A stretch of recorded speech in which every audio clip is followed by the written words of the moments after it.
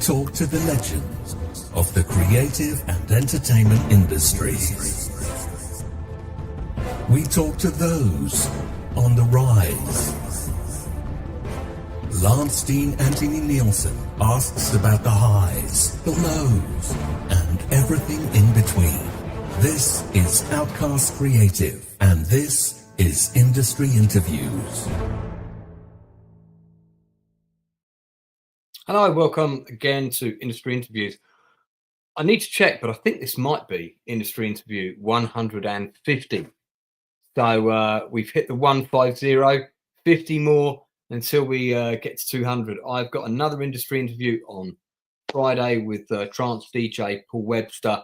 On Monday, I have the visual effects supervisor of Band of Brothers, Angus Bickerton, coming in to talk to me. He has worked on dozens, even hundreds of films and TV shows over the years. More recently, he's done the visual effects for House of the Dragon and also the last Beetlejuice movie. So Angus Bickerton will be with us on Monday at 8 p.m. And then there's more to come after that. Now, those people that watch the channel regularly, yes, Keith, I'll be getting to that shortly. Those people that watch the channel regularly will know that I'm a bit of a fan of solo games books. And for anyone who's not familiar with what those are, there are various people that have published them. I've got a couple of different ones here. We have Crown and Towel, which was a very big, successful one that came out a couple of years ago. In fact, they've got a sequel book, which I've also got there. But when I was a wee bairn back in the day, my favourite series of books was the Lone Wolf series of books. These have been recently republished with much success. They've kind of been updated with new artwork and lovely hardback editions. And I've been getting those. I still have my original Lone Wolf books. And I'd only ever played up to book 10, and I decided I was going to play the entire series on this channel. So it's not the main thing that we do on the channel. It's a bit niche, but it's something that I enjoy doing. And I thought, you know what, if I'm going to play these books, I might as well play them live. As a result of that, of course, creating a games book is also a creative process, and it's also quite complicated. You can get new software, which makes it a little bit easier to do this sort of thing these days, but writing them out is no easy task. You've also got to create the whole world. You've got to create a rule system. There's artwork, there's packaging, and for stuff to sell in today's market, how it looks is just as important as how it plays and how it reads, because everything packaging wise, graphics wise, components wise these days, everybody is aiming for the stars. So you've got to do the same to stand out. And and there are many that are coming out at the moment, but one game book that caught my eye was called Sunfall, which is currently on Kickstarter, and it's having quite a successful campaign. They have hit their goal, but that doesn't mean that you shouldn't pledge. If you're interested in fantasy RPGs, and I playtested this earlier today, and that playtest is also on my channel. You can go back and watch it. I highly recommend Sunfall, particularly if you're into Aztec culture or South American ancient cultures. This world infuses that culture into a sort of obviously fictional setting, very, very interesting setting. And luckily, tonight I have the designer of Sunfall on the Outcast Creative with me this evening. So let me welcome Michael himself, Michael J. Ward. We forgot the J on the poster. I'm very sorry about that, Michael. No, that's fine. I'll let you off. Thank you very much. No, this is not an open panel this evening, but if you want to put your questions to Michael, particularly if you're a gamer, if you've got any questions, I will ask them as and when I can. So, Michael, as you know, before we get into how you design the game and how this all started, and also a little bit about your career, and also your brief attempts at being a filmmaker like myself, I'm going to ask you my standard quick-fire questions that I do with all my guests. Can you tell me the name of the first movie you remember seeing at the cinema on the big screen? Pinocchio. I'm guessing that was probably a re-release. Oh, Yeah, Yeah, probably. I mean, I'm a child of the 70s. yeah, same. But that one just sticks in my mind because I just remember being mildly traumatized throughout the whole experience of seeing that film because because I knew it's quite a dark Disney film, isn't it? Yeah, especially when all the kids get turned into Yeah, and I donkeys. kind of knew what was coming up, and I remember saying to my Yeah. mum, "Right, okay, I think I'm ready to go now." My mum was like, "No, we've paid for a ticket, we're staying." You know what I mean? So I had to sit through. But yeah, I think when I was thinking back to some of the films that I saw, as a kid, I think I saw a lot as re-releases. Yeah, yeah, 'Cause yeah. I remember seeing like Bedknobs and Broomsticks in the cinema. Yeah, I think that came out in yeah, 1971. yeah. But yeah, I remember seeing a lot of the sort of live action Disney where they brought in some, the animation. So like Yeah, like Pete's Pete's Dragon. Dragon. Yeah, I was just about Yeah. to say that. Pete's Dragon. Yeah, So yeah. yeah, I just remember seeing a slew of Disney films, Escape to Witch Mountain, God, and all yeah. that. But I was just, but yeah, Pinocchio kind of just sticks in my mind as quite a traumatizing event. And then you've kind of got Condor Man, which sticks in my mind as a slightly different traumatizing event. That's so bizarre. I was just talking about Condor Man to somebody the other day, which of course had Frank Spencer, Michael Crawford. Michael Crawford in it, Yeah. and a lot of people don't remember that film with Ollie Reed as the bad guy because it kind of came and went really quickly. Sometimes I kind of think, did it really exist, or was it just a fever dream? I don't know. Indeed. Well, before we go down a massive rabbit hole of Disney films of the 70s, let me push on. What was the last film you saw on the big screen?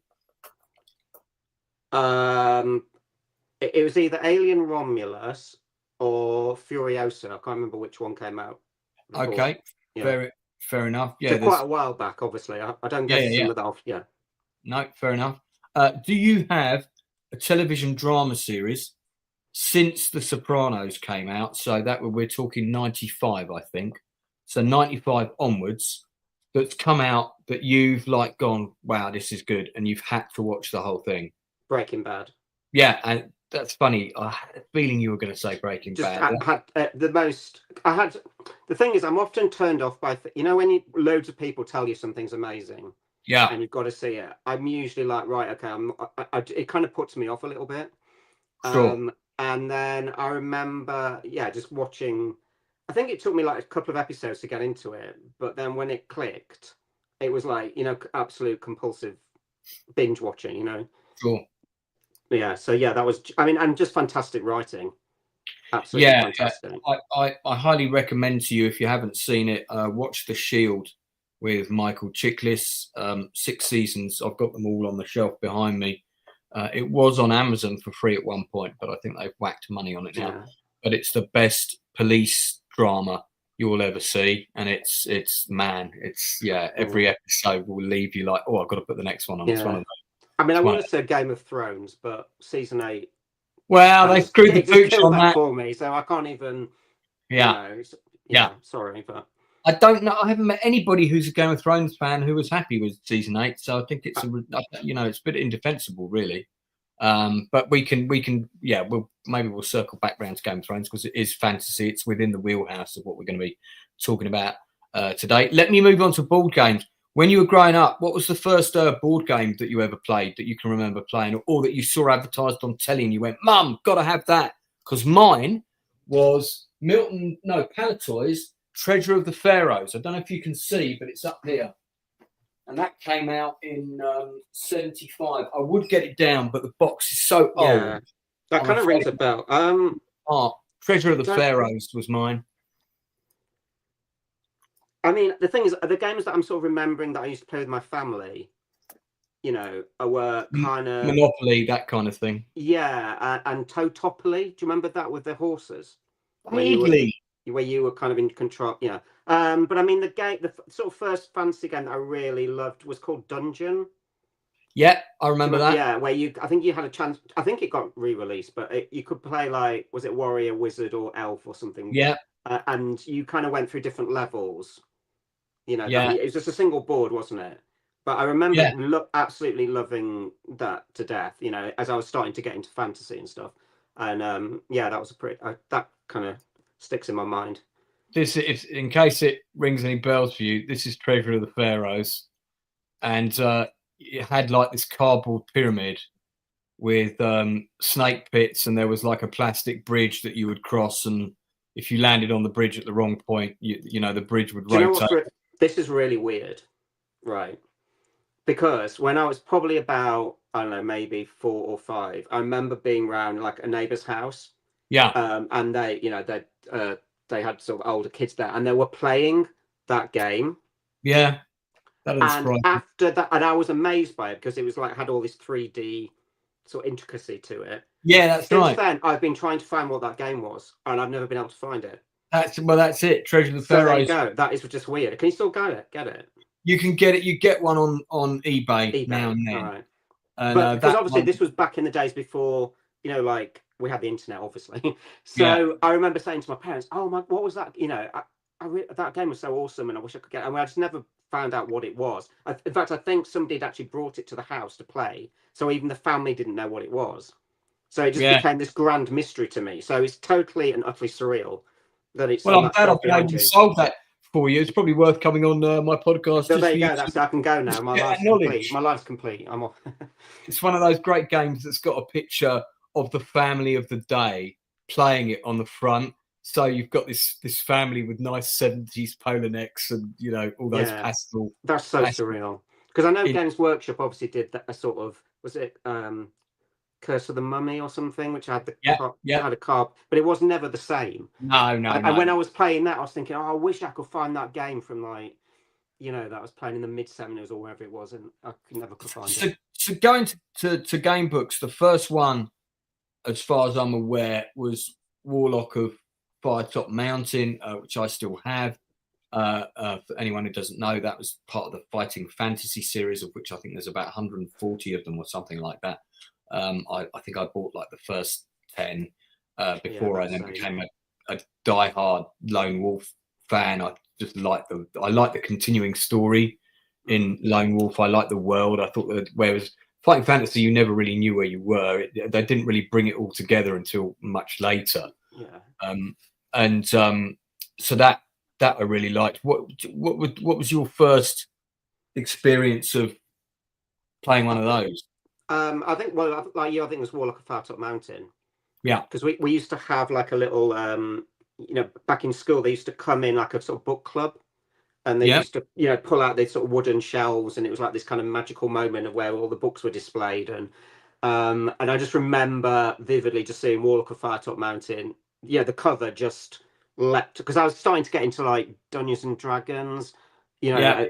I mean, obviously I was too young to fully get into that, but I mean I was fascinated by the little miniatures and, you know, just that whole world. And then I just immediately saw that cover, didn't necessarily know what it was, and then just grabbed it. And then when I opened it up and then I saw that, oh my gosh, this is actually like a game as well as a book, just blew my mind. So yeah, I was just sold on that one. So, and then that's kind of, and then I obviously read the you know, the Choose Your Own Adventure books. Balloon Over the Sahara was, you know, I used to get those at the library. There was a couple of different early ranges, and I think TSR did a couple, and they were the Endless Quest. Yeah, they were. I remember. Yeah, so I played those. They were pretty. They were pretty terrible from what I remember. But they never really had the same. I think what I liked about Fighting Fantasy is they had a bit of a sort of dark edge to them. Yeah, like City of Thieves was really like, you know. Sort of dark and grungy and sort of, you know, bit grim dark. Death Trap Dungeon was, you know, and that was one of my favorites. Had some pretty grim tracks in it. And, I think they just had really good setups for the stories. I mean, they were, you know, pretty well written. You know, one of the things I noticed when I was prepping for today and looking at the other stuff out on Kickstarter and things, I don't know if you remember a game. It was the second fantasy roleplay game that ever was made. It came out right after, in the wake of D&D, and that was Tunnels and Trolls. Yeah. And Tunnels and Trolls was a solo. It was a bit more involved. But I remember trying to get into that, and it was way too complicated for me. The character generation and stuff was far more complex than it needed to be, but the actual adventures were quite good. I did see the I don't think it's launched yet, has it? Is it coming on Kickstarter? Is it? They've launched it. It's on Kickstarter. It's on, okay, cool. We might have a quick look at that later. But so when did you go from dabbling a bit in, well, reading solo RPG books and playing a bit of D&D, to what was the segue towards you had aspirations to be a filmmaker for a while. Do you want to tell me about that? Yeah, so I mean, I think as a sort of kid growing up in the 70s, I mean, Star Wars had a massive impact on me, obviously, as a kid, and I think I spent every waking hour creating my own stories with Star Wars figures. You know what I mean? I was making my own trilogies and whatever. Yeah. You know, and so I think I always had this, and I was always making books, you know, out of paper and stapling it together. I've always just had this desire to write, and I was always like seeing stories in my head. And I think I just hit that point in my sort of teens where I was just a complete film obsessive. You know, I used to love going to the local, you know, video hire, which I kind of miss these days. You know, that physical experience of actually, you know, being able to browse films. And I think I just devoured pretty much every film, B movie, terrible, you know, some terrible movies, but I, you know, just loved them. And I remember I saw a film that I'm sure you'll know of, which is called Hardware. Yeah, Richard Stanley. I've met Richard Stanley. Yeah, so I mean that film blew me away, just for the fact that obviously it was on a shoestring budget in terms of, you know, filmmaking. For what they managed to achieve visually, you'd think it was, you know, had like multi-million-pound production, and it was just like, I just loved it. I just loved everything about it. And when I saw that, I just remember turning to my friend at the time and just going, "My God, I need to become a film director. I need to create something like this." And I think that's what sort of sparked me into starting to look into it. And then so basically, I did a degree called American Studies. And where did you do that? Well, my degree I did it at Birmingham University. Okay. Yeah. So, and then, but as my third year, I got to choose to go to American University, and you could choose, you know, what course you did under certain parameters. And I was, you know, sort of planned it so that I could study film at UCLA for a year. Very good. And yeah, so it was quite an experience, obviously. But I think the main thing that I learned was that I was absolutely atrocious, or didn't really have a lot of confidence in the practical side of it. So, you know, like the kind of camera work and cinematography and all that business. And that I realized quite quickly that I'm very much prefer the back seat, the writing, you know, and the ideas, rather than being at the, you know, at the front directing. So I think I left that year. So I ended up doing a lot more screenwriting courses when I was over there, which I really enjoyed. And I think it's a really good grounding for writing anything, you know, if you're studying screenwriting, because you learn so much about character and setup, and, you know, within a very minimalist, you know, you don't have a lot of words with a screenplay, so you have to nail your characters and the pacing, you know. Yeah. So I came back, so I came back probably a little bit confused about what to do with my life, really, but I knew that I wanted to keep writing, and so I kept just doing that. So, you know, because your first Sunfall is not your first series of game books. You did something called DestinyQuest. Yeah. Prior to that, I think is that 6 books? Am I right in thinking? It's 5 books in the main series, and then I have like a sort of source book, history book, right? You know, with back like campaign setting kind of book. And I mean, now they're available to order on Amazon. And I remember when I got back into playing these solo RPGs, I think I was just coming out of the pandemic when I found on my old Lone Wolf books, and then somebody told me, I can't remember who, hey, you know, they're republishing all of those, and I was like, I never finished it. I always wondered, you know, how it finished. And I started looking around, and then I realized there was a lot of other books that had come out. There was the ninja ones, The Way of the Tiger. Don't know if you remember those. Yeah, that was one of my. See, I didn't get so much into Lone Wolf. I kind of went from fighting fantasy, kind of into Way of the Tiger. I have the original set of I got Avenger. them. Yeah, I've got them here. I got them off of eBay. I didn't know that they've just been republished, but I'm kind of glad I've got the old ones.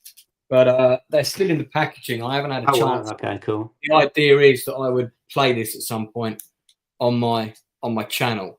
But yeah, it's really good. I love the game system.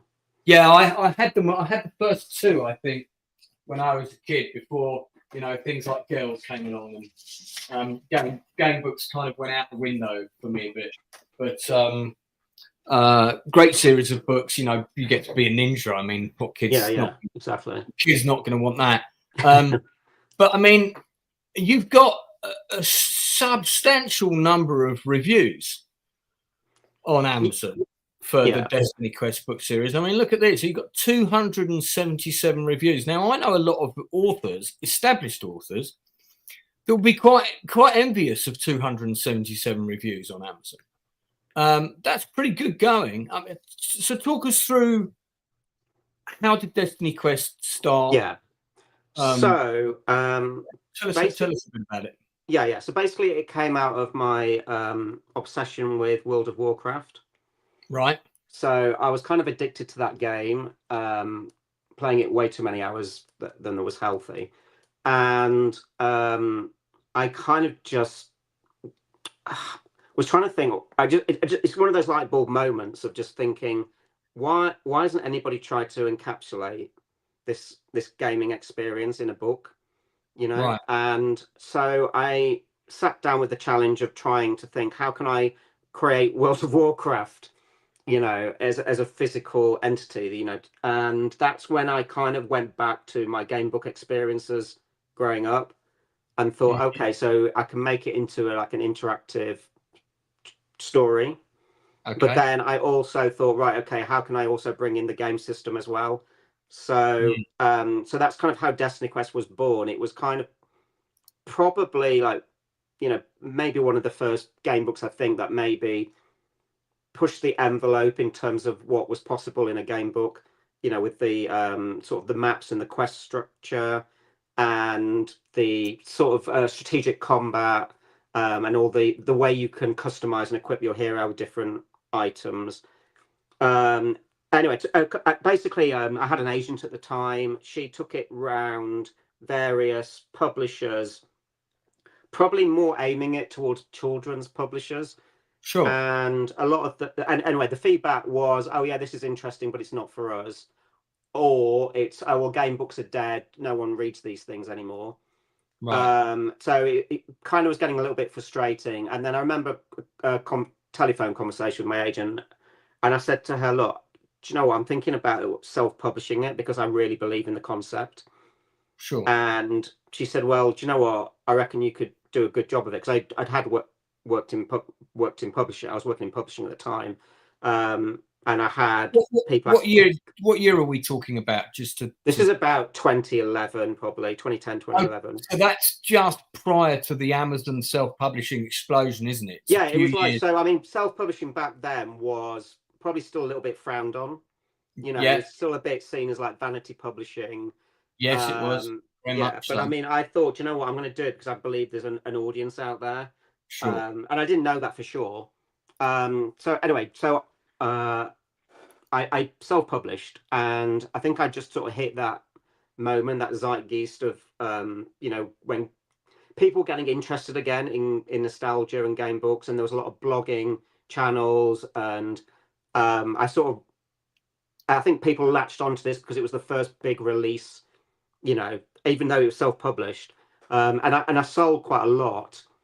And so I got contacted by Galance, around books, who basically gave me a book deal, and they took up. So they took on Legion of Shadow. So they basically published my first 3 books. Okay. Would you say that the book deal that they gave you was more profitable than you self-publishing? Because we hear a lot about deals that the authors get pittance. And the publisher. I mean, I mean, really, I get pittance now, right? Because obviously you kind of get an advance, and that seems great at the time. Yeah. And then obviously once that's kind of gone, I mean, You know, it is pittance now on those sales. I earn a lot more on a book that I've self-published. Right. You know, and also I kind of, anyway, so I mean, also it was kind of a big thing for me to give over control to cool. a big publisher, and you kind of get promised the world when they take you on, and it didn't quite sort of materialize in terms of the kind of marketing and everything. I was a bit of a small cog, you know, in a big. Well, can I take you back before Gollancz came on? Yeah. You self-published. Let's talk through that a bit. Now, of course, these days you just need the right software. Obviously, you need a talent to write a book or even a game book, and there are software packages you can use to design game books. You know, where assemble all the numbers together and everything. You can write all the individual packages and different boxes, and I've got one myself that I'm using. But back then, that stuff wouldn't have existed, and also you weren't able to upload stuff straight onto Amazon. KDP even was in its infancy in 2011. So I want to pick your brains apart a little bit on what did you do to cultivate the core fan base for this? Was it very much kind of boots on the ground, going around games conventions, fantasy conventions? You've got the big one that happens in Hammersmith every year. That's quite a good place to plug this kind of stuff. Yeah, I did Dragon Meet. Meet. Yeah, and then I did some, you know, some like I don't know, you call it the Comics Con kind of things. You know, there was big one at Milton Keynes. Yeah. I did book signings all over the country. Which I've got many stories to tell you about those, but I mean that was fun. But also, I mean, I did my own advertising in some of the key magazines at the time, which was like SF, was it FX? Yeah. I can't remember the other one as well. Sci-Fi Now, I think it was called. They've both gone now, haven't they? Those two. Yeah, sure, yeah. I do remember. It's all that, but I think it was mostly like the community. Like I think things like Twitter were just getting going, and people, you know, with sort of their kind of blog sites were looking for content, and I think it just ended up, you know, just picking up. It was just one of those lucky moments because there wasn't a huge amount. That there was Fabled Lands, which was another series that I hadn't been much aware of, which was obviously going at the same time, and I don't know whether whether that impacted on it or not. I don't know, but there you go. Yeah, got one right here, and it's funny they put their books out in two different sizes. You can get either a big book or a small one. And this one was only available in the large size, so I've ended up with an uneven collection of those. And they're open world, which is interesting. Yeah, so that's what Sunfall is, the new one. So yeah. Well, we'll get on to Sunfall in a second. I mean, obviously, DestinyQuest is still available, so you would have built up a mailing list of core people, I would have assumed, through that. Yeah. So basically, what happened was, so I didn't get a huge amount. So Legion of Shadow came out. I must admit, it probably wasn't the best balanced of books. Probably quite difficult. Might have put quite a few people off. But when Heart of Fire came out, which is my second one, which you know, I it was just so much. One of my, you know, I think probably my best writing. I love the cover for this. Yeah, but it just came out and there was no fanfare from Gollancz. There was nothing. No sort of event for, you know, for me to publish it. To popularize it and promote it. So it just kind of like was a bit of a damp squib. And so they took me on for the third book. But again, you know, not a lot of like marketing push behind it.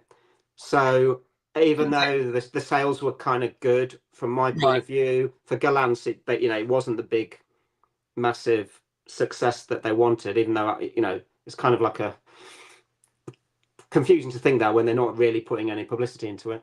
So in the end, they didn't take on my fourth book, or fourth and fifth. So I ended up, well, it's a long story, but I've kind of ended up self-publishing those. Yeah. And happy and to carry on the, you know, the sort of story and the characters and stuff. We've got fantasy film director Oliver Hollingdale in the chat. These are right up his street, and he's just made his first feature film, which took him about the better part of 5 years. Fantasy movie, Cool. and he's been on the channel before. I can see he's in the chat. So let's talk about the writing approach from start to finish to do one of the DestinyQuest books. What's the length of time are we talking? It's about 6 months. And talk me through your process, your planning and scripting and so forth. So I suppose, first of all, I think it's important to have an overarching sort of story, so you kind of know the main sort of plot points of the main plot before you then start to think more about the nitty-gritty of how it's going to branch, etc. DestinyQuest has quite a helpful structure for writing because it's split into quests. You know, a bit like if you were playing, say, World of Warcraft or games of that ilk, where you go off on your different side quests and missions and stuff. So it helps me to plan it from the point of view that I know where I need to get my main character to, but the space in between, I can create all these little mini adventures, and so I was kind of planning them individually, so to speak, and that's kind of how I built, you know, the sort of story structure of sort of DestinyQuest, really. Did you you must have done what we used to do as kids when we were writing out our D&D things, or you were writing your first fantasy novel in the back of a English exercise book, you know, like you used to get at school. You must have drawn a map, right? Fantasy map. Yeah. With castles and all of that sort of stuff, you know, the Deadlands beyond these hills. Yeah, I mean, I do love a good map, and I was determined with DestinyQuest that the whole, I mean, part of the main structure of those books is you have your zone maps. Right. So in Legion of Shadow, in the first 2 books, there's 3 maps, and so you actually progress through each map with the quests. Then at the end of the map, there's like a boss monster that you fight in a kind of Legend of Zelda style kind of thing. And then when you defeat that, then the kind of story pivots to the next sort of main zone or map region. So so I'm kind of quite really happy that the books have that sort of visual kind of map element.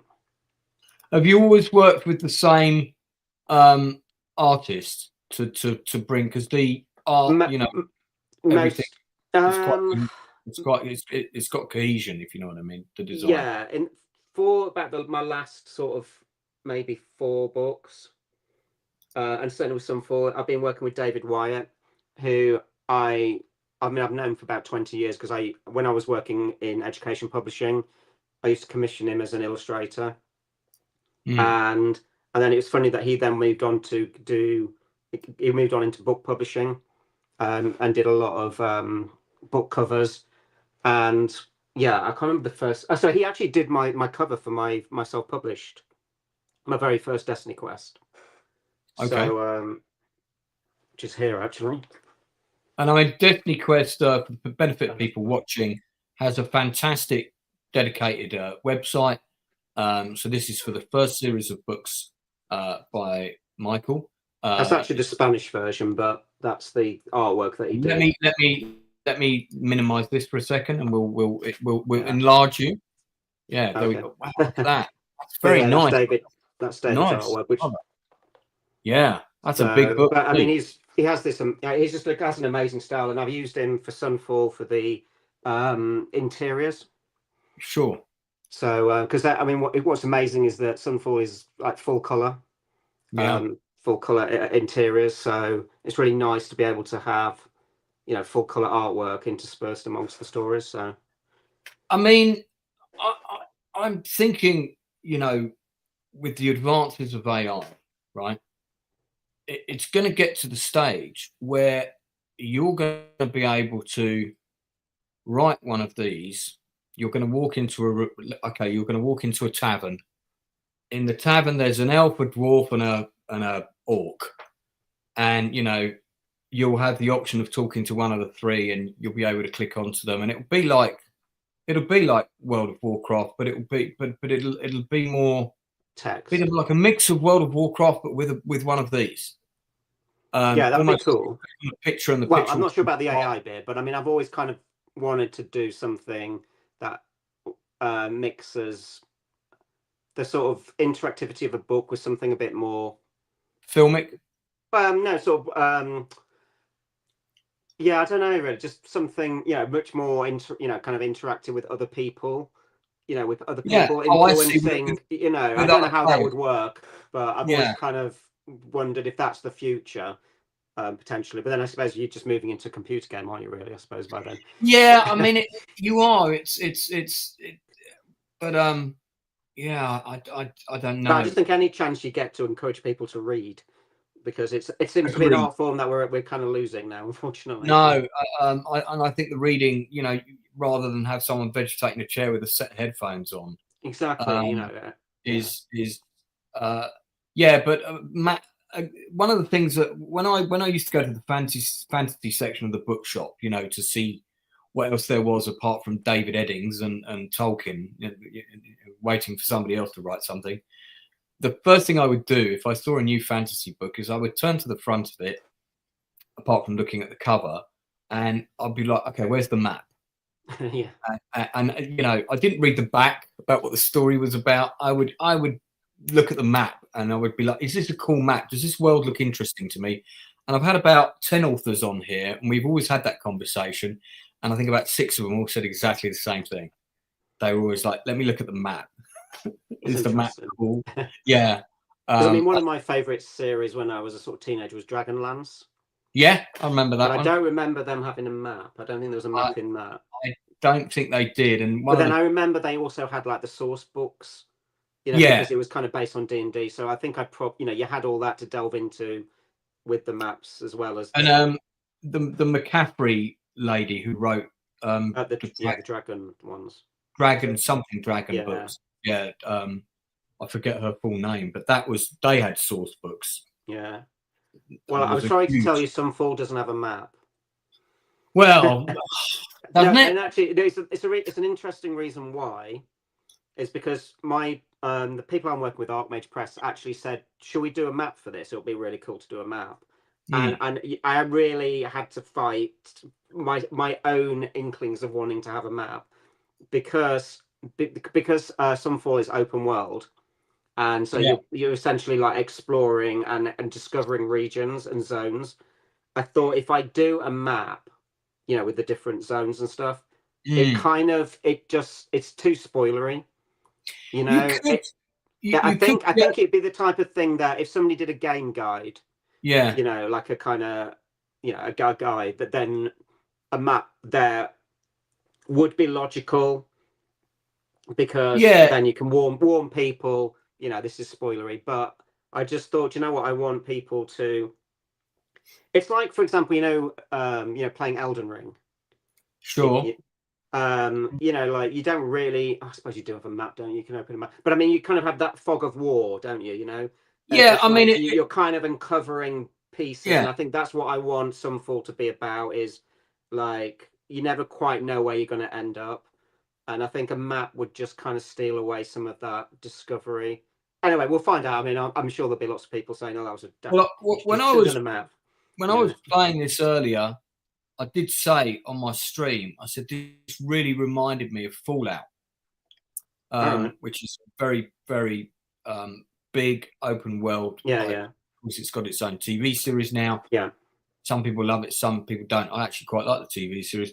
But the game itself, that was the first open world immersive game that I played, and I couldn't put the controller down.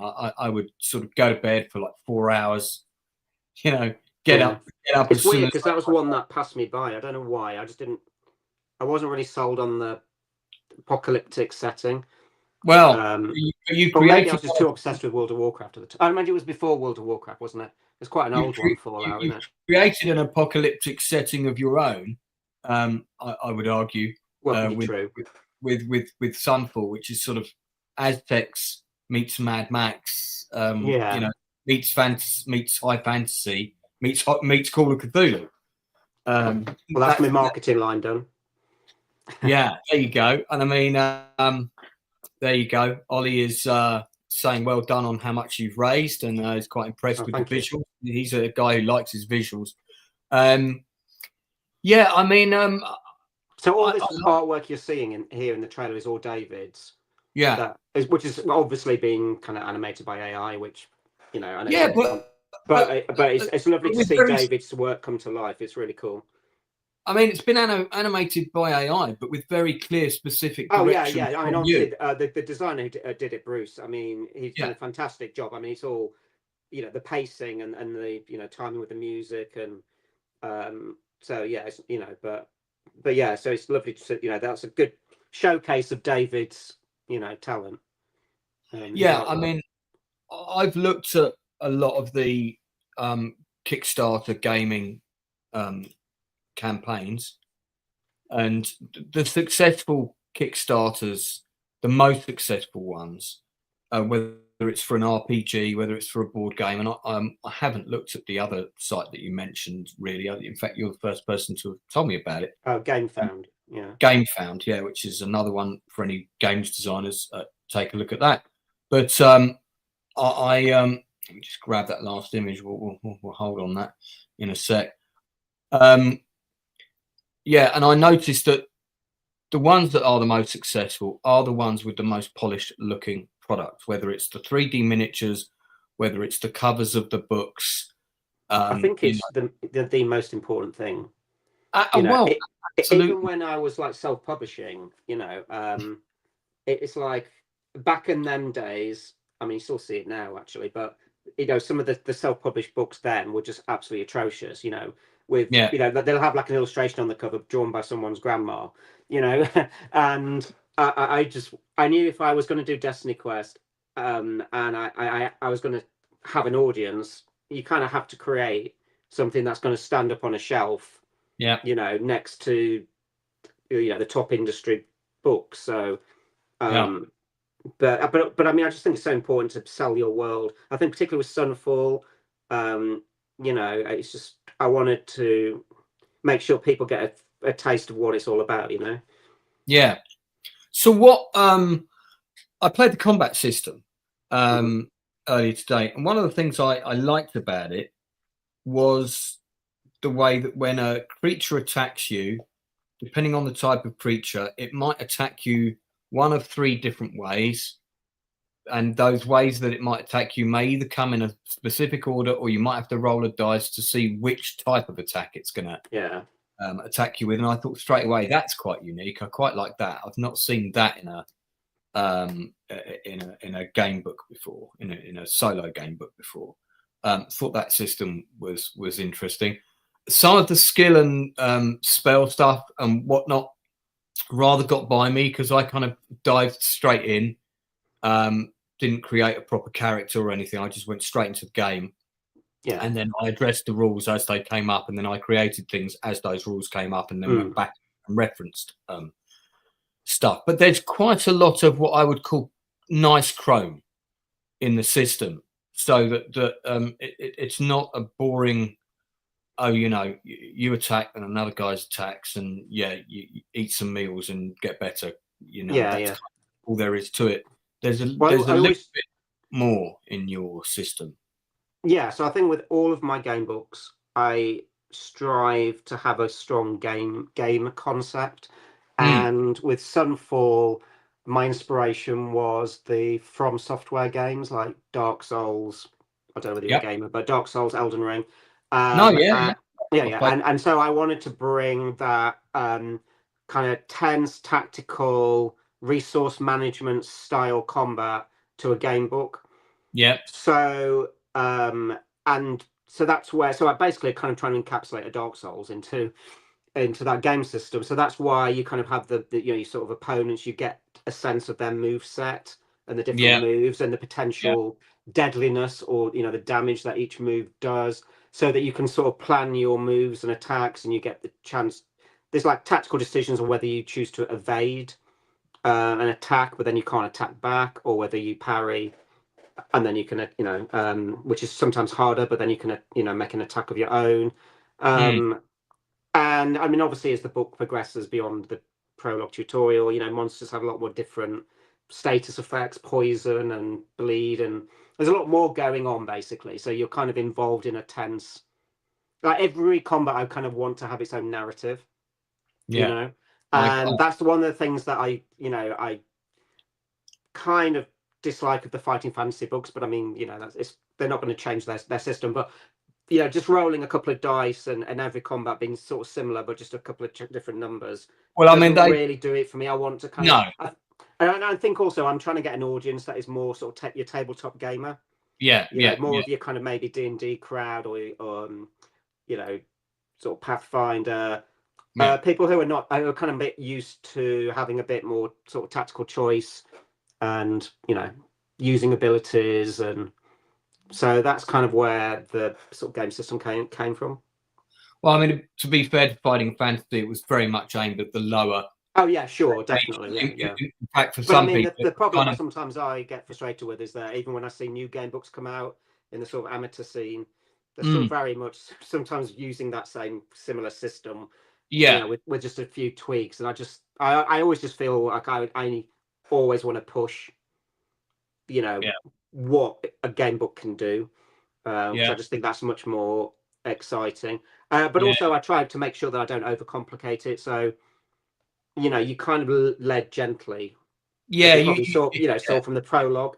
You kind of go through your tutorial. You get to used to spending your stamina, using some abilities, and then by the end of book 4 you'll be dual wielding blades with multiple abilities and hurling. You know what I mean? So you kind of build up gradually to that superhero status, so to speak. I did like when I was playing the playtest thing. As soon as I met the old guy whose voice I did for you on the stream. Oh right, excellent. Okay. Straight away we were like, it's Gandalf. It's Gandalf. He's got a cool sword. He's kind of, I don't know, but that was just who I had in my head. He was like an older dude, and he spoke very wisely. And and then he started talking about things down in the pit, and I was like, "This is seriously Gandalf in another life." Okay, fair days. Right, I'll have to listen to that one. If I do an audio version, perhaps I'll hire you. Well, you may either wish to or not, depending on how you find it. But no, it was. I like your style of writing. It's very visceral. It's very visual, which is what you want. You're a very skillful writer, and I say that as one writer to another. Let us look at the sort of packages and things that people can get on here, and anyone in the chat that's got any questions for you, and I can see I've got one already. I will get to those in just a second. Just let me just plug this a bit more. So there are 4 books in the series. Let's say you've got 14 days to go, right? Obviously, you've hit your goals. So let's say somebody buys all 4 books. Where are we now? We're coming up to March 20th. When could they expect the package of the 4 books to arrive at their house? I think the aim is October this year. October. Yeah, so it's actually pretty good for a Kickstarter. No. Yeah. I've still got, I mean, I've done about 4 crowdfunding campaigns. All of the perks that I could achieve have gone out. But in the case of one of them, which was a failed film project, one of the perks was a digital copy of the film. The film never got made. So that was a perk we were not able to supply, sadly. So because I mean, the good thing with, this campaign is that I've actually finished the books. They're already written. I'm actually just in the process of kind of game testing and doing final edits. Sure. So I mean, I think we're on schedule for October this year, which was pretty cool. Yeah, because there's a lot of information on here. So it's again, I'm not surprised it's done well. It's really well presented. All the answers that people would want to know are on here. You've got the combat guide. Who did the voice for the combat guide? Oh, I don't know them personally, but it's I've got a guy who edits my YouTube videos, and he does a lot of my sort of trailers and stuff. Diogo, he's Portuguese. He lives in Japan, but he just knew this voiceover artist, so he always uses her. So okay, yeah, because it sounded like a woman from Shogun.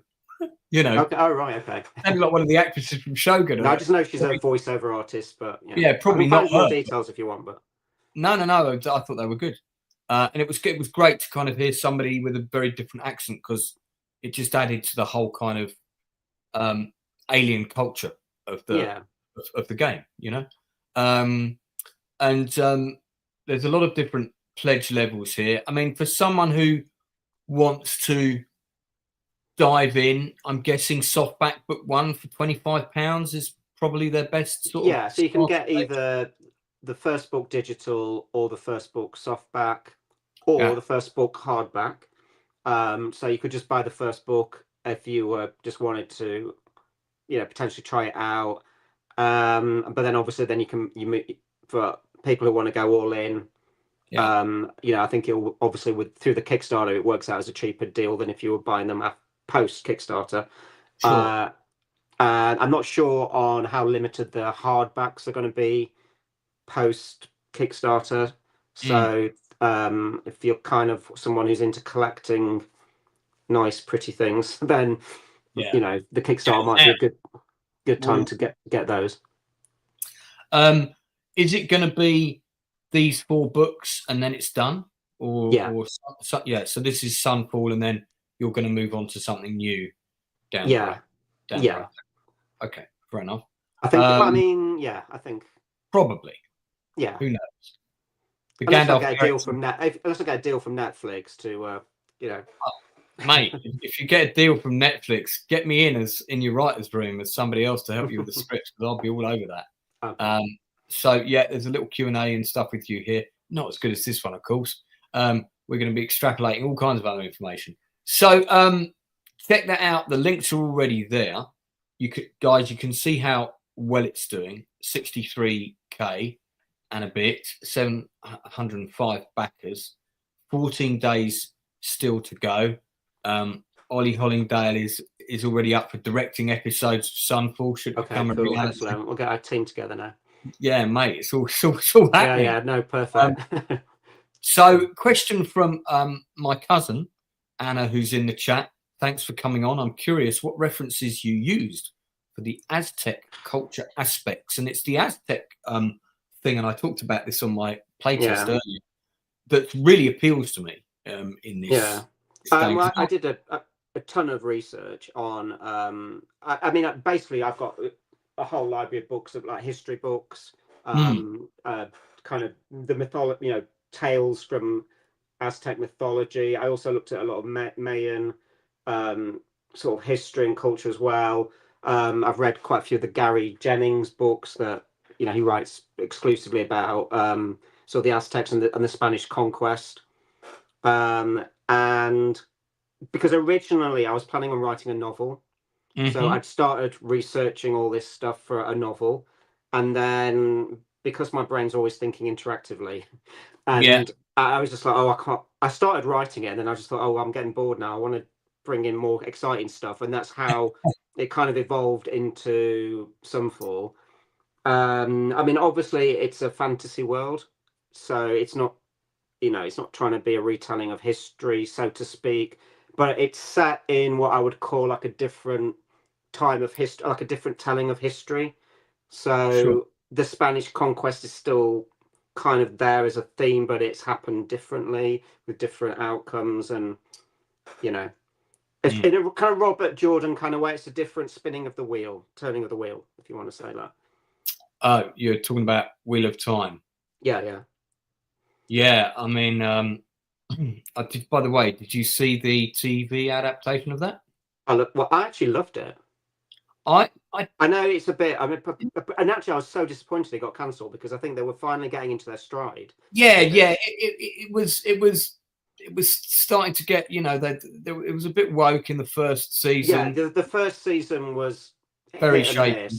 And obviously the final episode was pretty atrocious. But I know they had a lot of problems with COVID and actor leaving and all that business. Season 2 started to kind of pick it up, and then I just thought season 3 was fantastic, and I thought they really are going for it now, and I can't wait for season 4. And then they cancel it, and I'm like, what? Yeah, I was devastated. I hate it when they do that because you get so invested in it. And well, sadly, often is the case.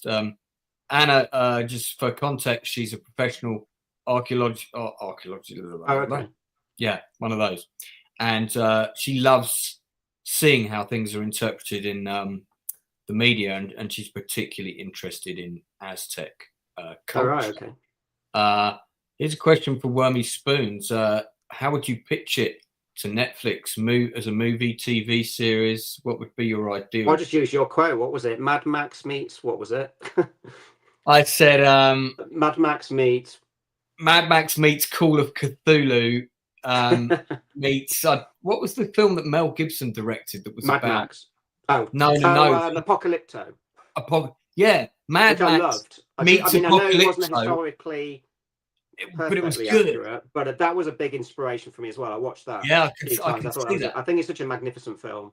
It is. I saw that at the Empire Screen 1 in Leicester Square. God, what a great screen to see. Yeah. I think I don't think I saw it on big screen. I think I just saw it on small screen, which is a shame. But I just think I know it got a lot of criticism, but I just think visually it just the scope of it was insane.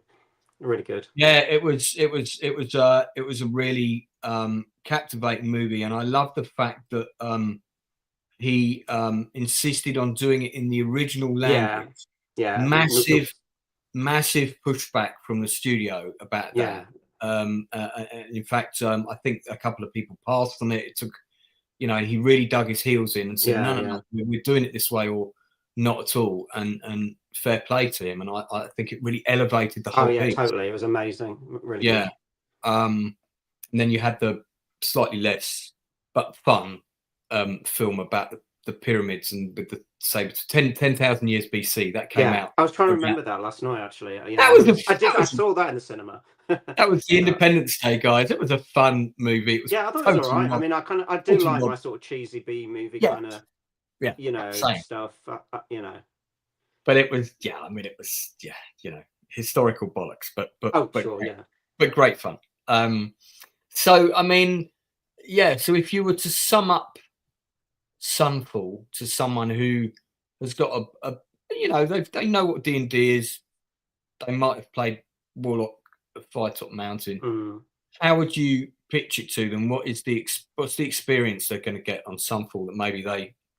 Well, I would pitch it as a solo role-playing experience. So you don't need to get a group together. You don't, there's none of that hassle. It's, I would like to say, a very engaging story, epic story, but one that you actually are making the decisions and the choices for your character, and those decisions and choices will have repercussions, throughout the 4 books. So you're kind of like the center of your own little sort of movie, really. And as we've already talked about with the combat, it's simple to learn, but tactical, engaging. So you've kind of got the whole package of, you've got your dice rolling, you've got your gaming aspect, but then you've got the kind of epic story, exploration, discovering secrets. Is it just D6 in the game system? I always, in all my game books, try and just stick to D6. Well, now it's die rolling apps online. I think you can have whatever you want, but I know, but I just always try to kind of avoid, expecting people who want to do it, to always have like a D8 or a D20 or a D12. While we were talking just then, I thought there was movement to my right. I thought, God, is that a spider crawling across my monitor? But it wasn't. It was actually 2 backers. Oh. You've just gone from 704 to 706 while we've been live. Oh, excellent. That's good. You've had 2 backers in the last 10 minutes and your money's just jumped up. Good. So look at my publisher's money, not mine. Well, but it's all good. Thank you. I hope you'll see something of it somewhere down the line. I mean, it's, at the end of the day, if it does well, it's good for you, isn't it? I would like to think so. So I mean, in terms of the workload from start to finish, immense. To get these it's a huge task And of course, you're not launching one book. You didn't put one book out to see how it does. You've gone for 4. I know. Big package. Which is When did you start writing this? What's the timeline on that? Well, this has been 2 years of my life. Right. So that's how long it's been, really, basically. With each, so obviously the research at the start, planning, and then probably each book roughly about 4 months writing each one. But then obviously, there's kind of editing afterwards, checking, and the process I'm at now is the kind of game testing. So going through all the combats and the items and making sure everything's balanced, that combat isn't too difficult, too easy. So you're just trying to get that fine line. So that's kind of the stages I'm at now. So it's a monumental effort, a huge amount of work, beyond just writing a normal novel where you probably write it, hand it over to a publisher, and then it's proofed and copy edited and all that lot. I think a lot of it I'm doing, myself with a bit of help from Archmage. So I'm most definitely ready for a holiday in the next couple of weeks. So I should have got everything wrapped up by then. Sure. Once this is concluded, though, and once you've had your holiday, preferably and nervous breakdown, preferably not to the Red Sea, but somewhere nice. And got over your nervous breakdown and got off the pills. What are you gonna? Are either you or the publisher or both of you combined? Are you going to do? You're going to do a signing at Dragon Meet. Are you going to do a few, extra things to sort of push it out there and be a physical presence with it, or are you just going to depend on this and on to the next thing? I know I'm going to be getting a bunch of copies of each of the books that I can take to conventions. The disappointing thing is the big Fighting Fantasy convention. Yeah. That's coming up. But it's beginning of September. Yeah, it's frustratingly, I'm not probably going to have my books done by then, which is a shame because that would have been a really great that is a moment, But who knows? You never know. Although I don't know whether the backers would appreciate me selling the book, before they get their copies. I don't know, but that's the kind of convention that would have been a great one. But who knows? I might do Dragon Meet this year. I don't know. At the Fighting Fantasy convention, is that? I know they have the authors of some of the Fighting Fantasy books turn up there, and they're doing reprints of some of them and things like that. But do you also have people like yourself and other solo game book designers, little stalls and stuff like that? Right. The Lone Wolf guys are always there. Right. So so it's quite inclusive to everyone who's done that sort of genre of work. Well, anybody can go there and sell whatever you get people there selling dice, anything that's sort of linked to gaming, game books. Right. So So what would be? Do you get invited to that sort of thing at your level, or is there a cost involved there? Oh, there's always a cost. You have to pay for the table, but it's never much. But the cost really comes in. You're getting, traveling. Getting your hotel. So it's kind of like sometimes with these various conventions, I sort of weigh up, the pros and cons of the cost of, being there. I don't tend to do a lot of the big shows. Like the big one in Birmingham. Is it your? I can't think of the name of it now, but I don't know if it's Dragon Meet or no. Dragon Meet's Hammersmith. No. So I can't think what it's.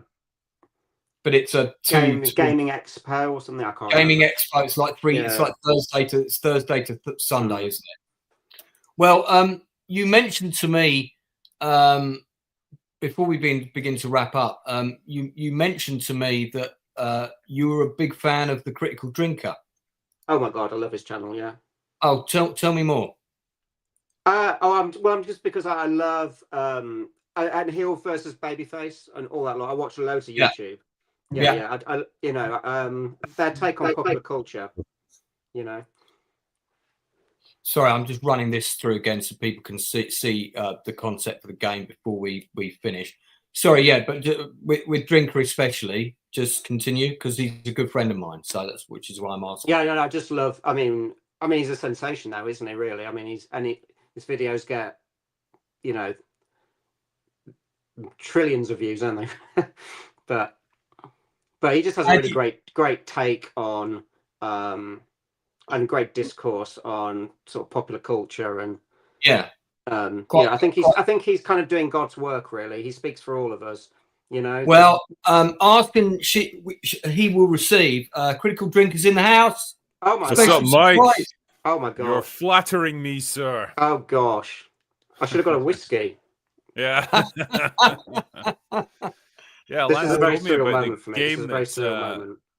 Yeah, Lance told me the game that you'd crowdfunded, and it sounds like you got some great ideas, man, and you've had a lot of success with it. So congratulations.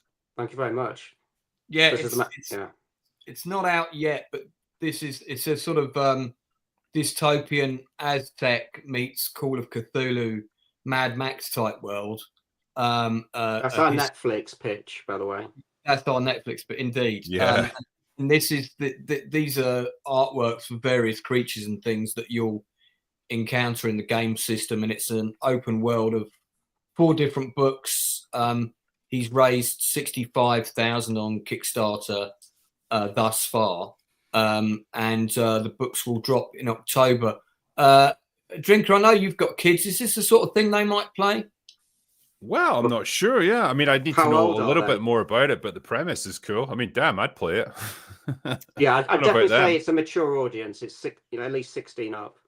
Yeah. It's very much inspired. I mean, obviously the inspiration is Dark Souls, Elden Ring in terms of the game system, but I mean, with the kind of the Aztec theme. Sure. Aztec mythology, Aztec culture is pretty dark. At times, and I've tried to bring in for sure, for some aspects of that. So yeah, I would definitely. I think your kids might be traumatized for life if, depending on how old they are. Well, no, I'll definitely get it for them. Yeah, I mean, did you Drinker? Did you ever play any game books when you were younger? The Turn to Page 30 and Enter the Cave. The Choose Your Own Adventure ones. Yeah, I had a few. Oh god, imagine we're going way back to the early 90s. I got like Hero Quest. Stuff like that. Like it was kind of like the variation of the board game, which was like a cut down version of Warhammer. Sure. Which was a lot of fun. I like that. Yeah. Well, this is I would say it's sort of a much more detailed version. Evolution. One of those, with a more interesting combat system, more of an open world kind of approach, really descriptive narrative. Michael's a very talented writer. Something about doing books yourself, of course. And he did mention he was a fan of yours. So we secretly plotted to arrange for Drink. I can die happy now. It's fine. Well, there you go. And Drink has been a great supporter of this channel as well. And I've also got to work with him outside of the parameters of YouTube, which has been great fun for us to work together. And it has, we got quite drunk together a couple of times as well, so that was fun too. Strangely, doesn't surprise me, but I think 7 times. I think 7 times now. I think. Yeah, every time we meet, really. We've just hit the magnificent 7. It's great to have you on, mate. And I also caught your One Piece season 2 video just before this stream started. I just finished watching that tonight, actually. It was the thumbnail that drew you in. Admit it. Have you? And you've also seen Project Hail Mary, which I know is a big, strong recommendation from you. Yeah, very much so. And I think it's important for people to remember that you don't just go on and whinge about stuff that's crap, even though there's a lot of it. Fortunately or unfortunately, there is a lot of it. There's no shortage of stuff, but you're quite happy to plug and promote and talk about the things that are good, and we're getting a bit. Well, we've had a bit of a run recently, haven't we? We've had Night of the Seven Kingdoms, great. Oh yeah, that was good. That was really Project good. Hail Mary, very much enjoyed, and then One Piece season 2, I thought was excellent. So I had a blast. Apart from, do you like Chopper?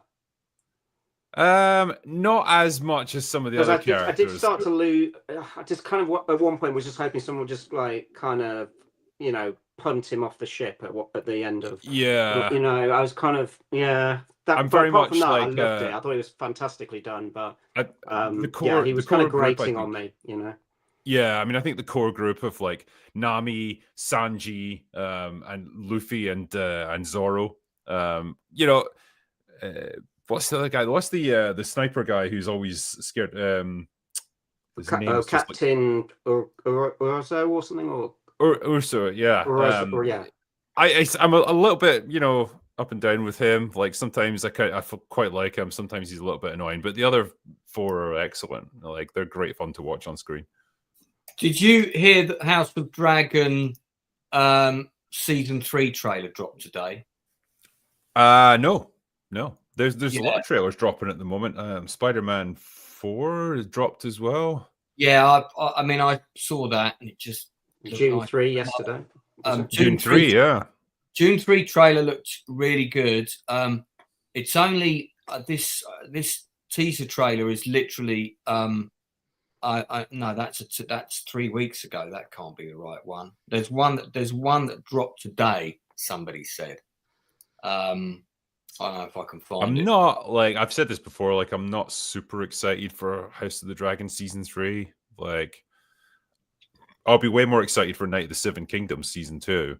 Definitely. Yeah. House of the Dragon, I'm just like, yeah, it's definitely well made, well written, and so on, very well acted.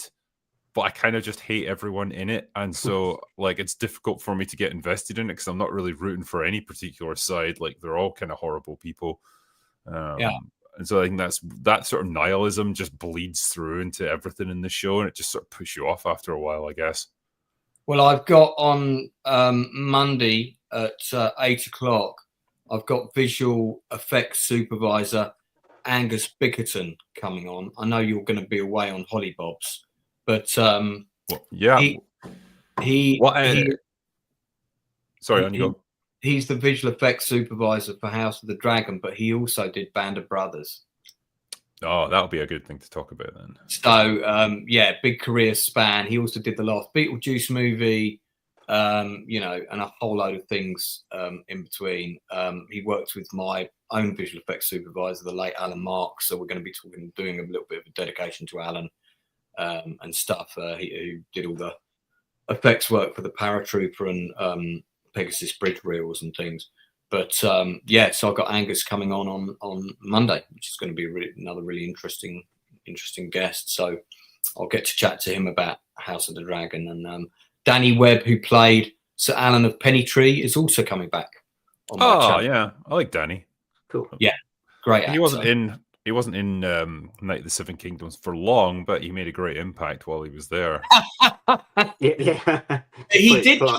He kept popping up though, didn't he? And well, yeah, that's what I mean. Like the flashbacks and stuff. Like if you add up all the screen time, it's not huge, but like I like his character. Yeah. Is there any? Are there any fantasy IP staying on topic with the book we've got here? Are there any fantasy IP stuff coming out in the future that look interesting for us in terms of film and television? You might want to take a look at the Pendragon cycle. It's kind of an interesting one. I think it's the Daily Wire that's made that. That's I think isn't that the one that's directed by Jesse Johnson? I think so. So it's based around Arthurian legend. So I've watched a few episodes of it now. And it's not bad. Like at times you can tell the lack of VFX budget and stuff compared to other bigger productions. But I think the storyline is there. It does some interesting stuff. So it's kind of a different take on fantasy. I guess. Is it like each episode is it each episode's 90 minutes or am I? I think it varies, but they're usually over an hour each. They're like pretty hefty episodes. Yeah, no, this is okay. So Jesse V. Johnson, who directed 2 episodes of the Pendragon cycle, he is one of the main producers of the show. I thought it was the same one. I've just had him on my channel. He came on about 3 months ago, and we talked about this because he'd just come off it at the time. Do you know what? He would love to come on your channel and talk about this, mate. So if you want to have him on, I'll sort that out. Sure. No, thanks because I know you've been trying to plug it, and it's what's nice about this show is that you're right. It's not made for a lot of money, but you can see how creative they've been with the money they've got. Yeah. I've seen the trailers, and it is on my watch list, particularly after you gave it a recommendation, and I think it's doing okay. It's foreign sales have done quite well on it. And Ollie Hollingdale, who's an independent filmmaker, who's in the look at that, who's in the chat, who's also made his own fantasy feature film, which he's keen for you to watch, as he's told me many times. So you can add that to your list of 1,000 films. It's getting pretty hefty now. Really is.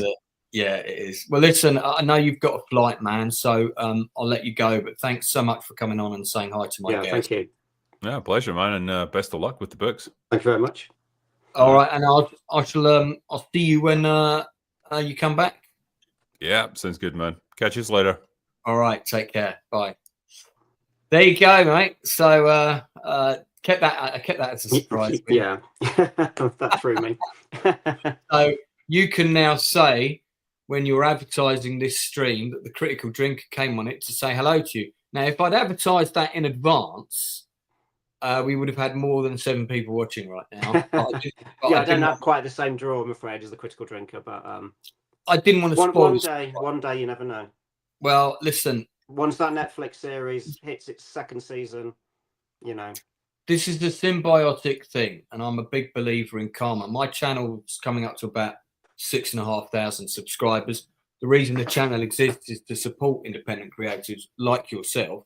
And the whole idea is that hopefully my channel will only get bigger. You will speak to other people about my channel, especially if you go to Fighting Fantasy Meet, even if your book's not ready. Please tell people there. I would love them to come on.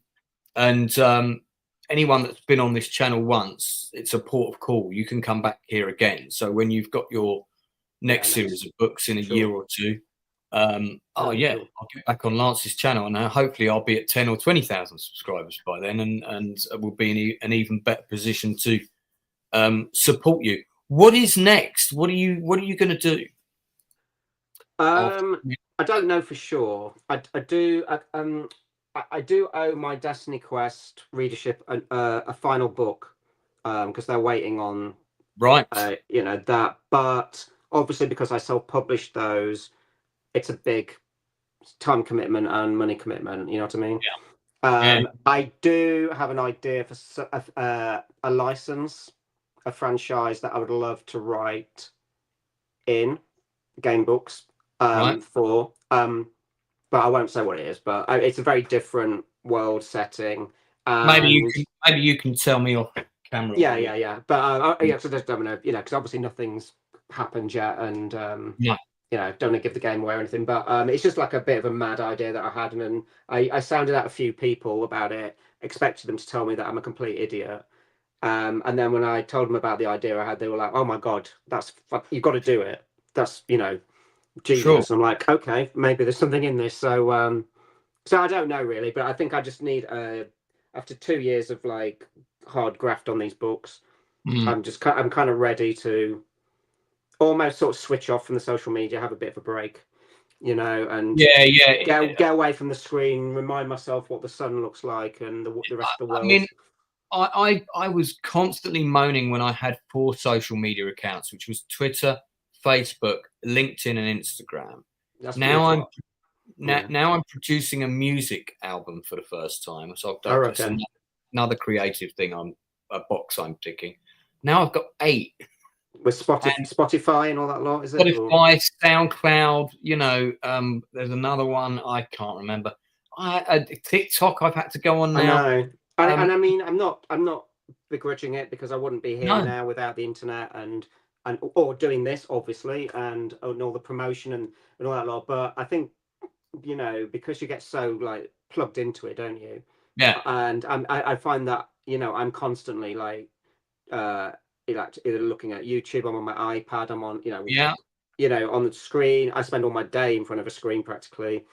Well, so I'm really looking forward to just actually seeing if I can actually exist beyond, you know, all of this, just for, you know, just to get away for it from a bit and just remind myself who I am a little bit, you know, away from all the writing. in case Because you I haven't forget, really stopped for like this period of time. And obviously I've had some breaks, but it's just been like a long, yeah, you I know, understand. slog, you know. So yeah. Well, if you do forget, you're Michael J. Ward, just to remind you. Although we forgot the J. I keep social media off my phone. I should probably do that, but then I I'm always checking my emails. I have it all here, but this is my workspace. When I leave the house, I don't want to be looking at I'm Facebook. similar. Yeah, I don't really. Yeah. It always amazes me, you know, if I'm ever on the train and that, I'm always amazed when you just look around and everybody is on their phone or they've got like their laptop out, and I just think, why would you want to do that? I like to just watch the world go by. No one looks out of the window at the countryside anymore, do they? Not at all. And I'm like, why do you need to spend your entire 2-hour journey on the train of just staring at your screen? I just crazy. But hey ho, I'm a bit of a dinosaur, but hey. No. We feel very much. Well, we remember a world before all this, don't we? So, well, look, you know, next time you're in London, drop me a line and we'll go for a tipple. But before you go, one topic I always like to talk about briefly, and you've kind of already you've nicely kind of leapfrogged into it, is the work-life balance thing. Because it's no secret myself, I've come out of a divorce largely, which was brought about by things that happened in the film industry for me. So some people might argue that I got the work-life balance wrong. Be that as it may, I mean, I talked to Gail Ann Hurd about this when she came on my channel. She said, well, don't ask me because I've been married and divorced 4 times. Now, without going into details of your personal life, how do you juggle those balls? How do you find that? It's, well, I mean, very difficult. I mean, it's not very difficult. I throw myself probably for I lost my partner last year to MS. Oh my God, I'm so in sorry. April. So I think from that moment, I think I've probably thrown myself into writing. Yeah. Potentially in a good way, I suppose, in that it's been my sort of lifeline. You know, keeping, you know, you need, I think it's having that structure so you don't like spend your time wallowing or you know, which is not what Mary ever would have wanted. So no, dates in the diary and goals and things like that. So I think it's really galvanized me to get these books out a lot quicker than potentially even I thought. But I completely agree with you, and this is what I was kind of coming to really, is that I think that balance is out of whack, because when you're working at home on your own, you know, you kind of, your hours slip, don't they, and you're into the evening, and you know, you don't, you know, I try to have some structure, but then again, I'm also privileged to be able to work from home, you know, and my daily commute is across my hall in my Arthur Dent dressing gown, you know, and you know, so I can't grumble. I have a fantastic life, but yeah, it is hard because it's a very lonely world, sort of writing, you know what I mean? Yeah, I know. So yeah, I'm just kind of looking forward to actually engaging with human beings again, you know, in the real world, you know. Well, you're doing that now. Well, yeah. I mean, we another thing that we do on the Outcast channel, so there's kind of 3 strands to the channel. One is I have a weekly review show. The second and the main strand is the industry interviews, interviewing people at the top levels of industry, also supporting people that are further down, and also talking to people that have just written their very first book or whatever. So every level of that, supporting any creative right across all the artistic disciplines: film, music, television, board games, design, everything. One of the third things we do is a show called Chew the Fat, and it might be that you and I, down the pub 4 weeks from now, suddenly find that we have a mutual love of cheesy 80s Charles Band movies, i.e. Robojocks and Arena and Metal Storm and those ones that you rented out from the video stores that had really cool posters, but sometimes didn't deliver. Yeah, I can mention a few, that's for sure. I mean, I think I've watched every single Mad Max rip-off. Oh, Bronx Warriors, yeah. Wheels of Fury, you know. Yeah, Wheels of and I think it's Wheels of Fire. I think it was. Oh, Wheels of Fire. Sorry, Wheels of Fire. Yeah, sorry. I've had one of my industry interviews is with oh my God, she's such a lovely woman, and now her name's gone. Laura. She was one of Khan's women on Wrath of Khan, and she is one of the 2 female leads in Wheels of Fire. Oh, right. What things have on your resume? Yeah. She hated working on that movie. I remember it is cheap. I mean, I remember when I rented it, I thought actually it was one of the better ones because it had quite a big scale because they had a lot of extras. Anyway, they did smash up a lot of cars in there, that's for sure. No, they did. Well, look, sometimes we do streams about that, and I think you'd probably enjoy coming in one of those as a celeb guest sort of thing, because it's usually me and 2 other panelists. And it might be that we might talk about our favourite top 5 episodes of Red Dwarf. That's another one I'm thinking of doing in honour of. So if you ever want to come on one of those, yeah, sure, yeah. Michael, consider yourself. I can talk geekdom for hours. Well, there we are.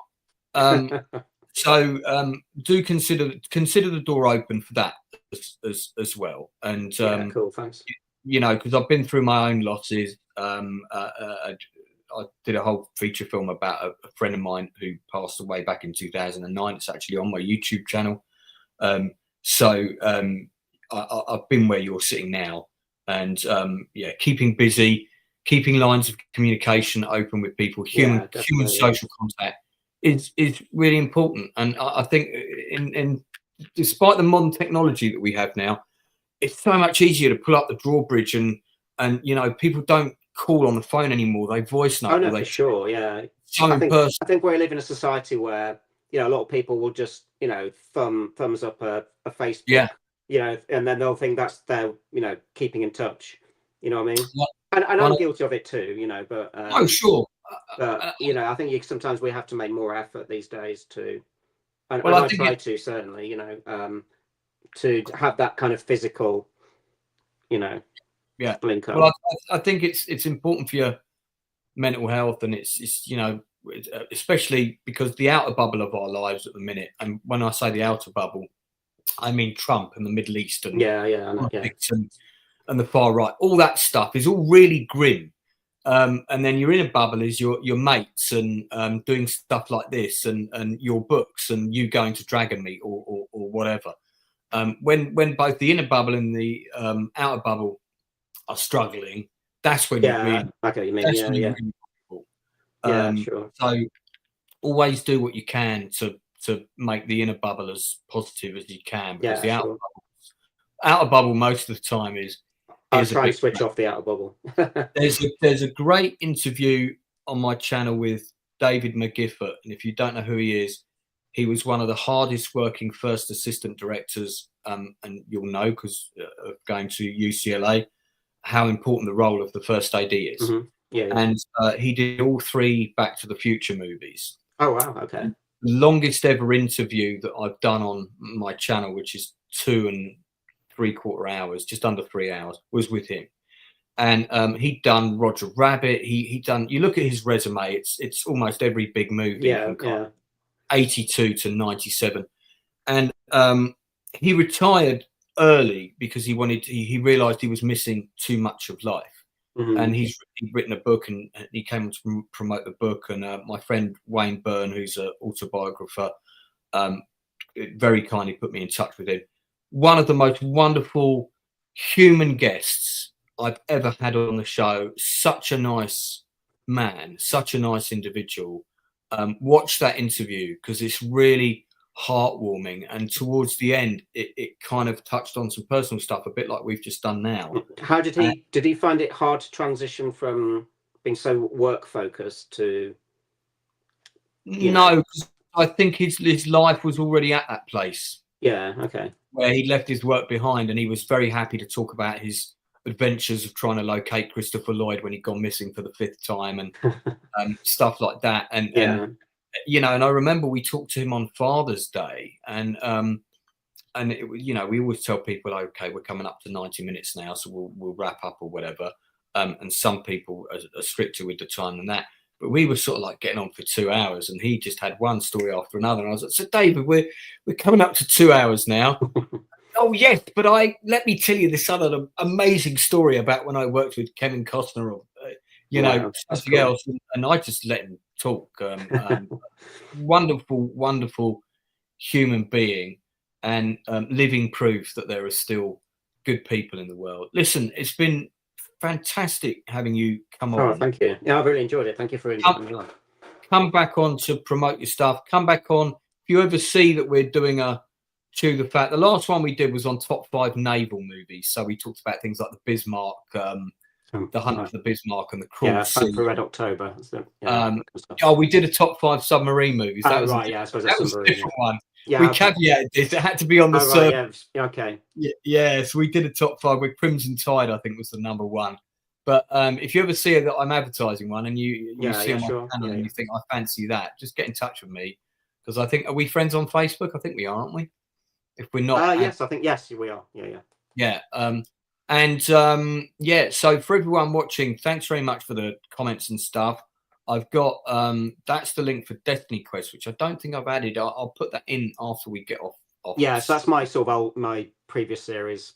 Yeah, we've got all the links are on there for if you want to purchase them on Amazon. Yeah, it's available on Amazon now. Go to Kickstarter. The link for Kickstarter is already below. Oliver Hollingdale saying he's really enjoyed tonight. Yeah, and he can be, a bit of a grumpy so-and-so. So for him to say he's enjoyed it is a really there good. You go. There you go. Yeah. So no. And what was the name of that game again? The Egyptian one. Treasure of the Pharaohs. Treasure of the Pharaohs. Okay. Treasure of the Pharaohs. Got a big Egyptian mummy head on the front. They had a great advertising campaign for it on TV, and that's just surreal that I've discovered what that game is. That was when it got me. All right, so I'm going to be back. I'm going to be back on Friday chatting to trance DJ Paul Webster. I'll be back on Monday talking to Angus Bickerton. We got the Nielsen ratings on Tuesday, still at the new time of 9 p.m. Going forwards. Thanks to my wonderful guest, Michael J. Ward. Do check out Sunfall now on Kickstarter. Thank you very much to the Critical Drinker, aka Wil Jordan, for popping in as a little surprise. We're not worthy. Very kind of him to do that. I know I'm due to go back on Open Bar in the not too distant future, so I look forward to doing that. Just remember what I say on the stream quite often when we wrap up. Don't be afraid to stay in touch with friends of yours, especially if it's people you know that are struggling. Give them a call. Don't text. Just pick up the phone and call them and check that they're all right. We've touched on that subject a little bit tonight. I talk about it on the channel quite a lot. Very important in these modern times, especially when everything on the news is so grim. Stay in touch with the people that you care about. Come to a day rave with me if you want to have a good time. I go most Saturdays. That's it from the Outcast Creative for tonight. Get in touch if you've got a creative project, if we can get you on and support you in any way. We will do that. Take care.